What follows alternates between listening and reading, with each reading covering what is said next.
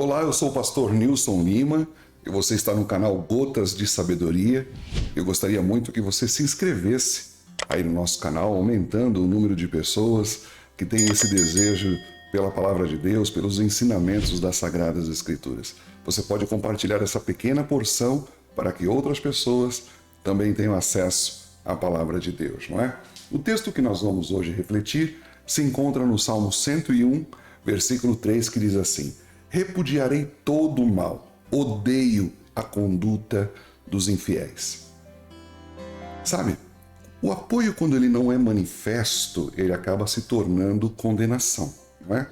Também, da mesma forma, quando a condenação ela não se manifesta, acaba se tornando apoio àquilo que se comete de forma injusta.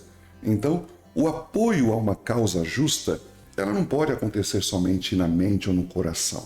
E também o repúdio, a condenação da causa injusta, também não pode ficar somente na mente e no coração. O silêncio raramente significa neutralidade. Na maioria das vezes, não é? Indica uma opinião contrária, que está somente lá na mente e no coração. O Salmo 101 registra uma série de decisões corajosas, uma série de votos contrários, não é?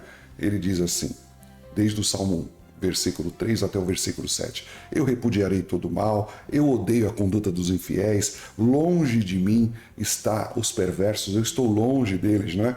Não quero me envolver com o mal, eu farei calar aquele que difama o próximo às ocultas, não? Ou seja, vou manifestar o fofoqueiro, o difamador, eu não vou tolerar o homem de olhos arrogantes. Ele diz, o mentiroso não vai permanecer na minha presença. Tudo isso, dos versículos 3 ao 7, não é?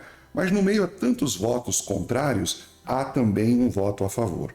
Ele diz assim, os meus olhos aprovam os fiéis da terra. Em certas circunstâncias, tanto o voto contrário quanto o voto favorável, eles exigem, não é? Extremamente, uma coragem extrema por parte daqueles que a fazem, uma certa dose de ousadia.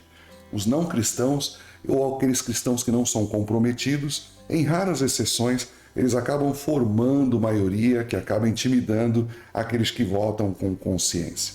Então, o Evangelho, ele registra que o clamor da multidão a favor da soltura de Barrabás acabou prevalecendo e Jesus sendo crucificado, não é?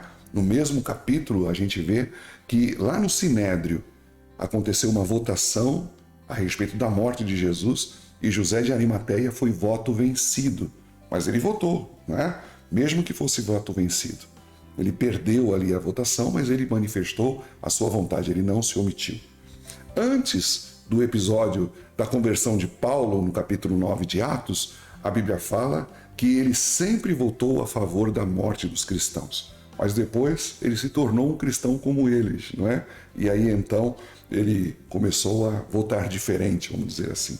Porque a conversão, ela muda tanto a vida como muda também o voto. Fica com essa palavra.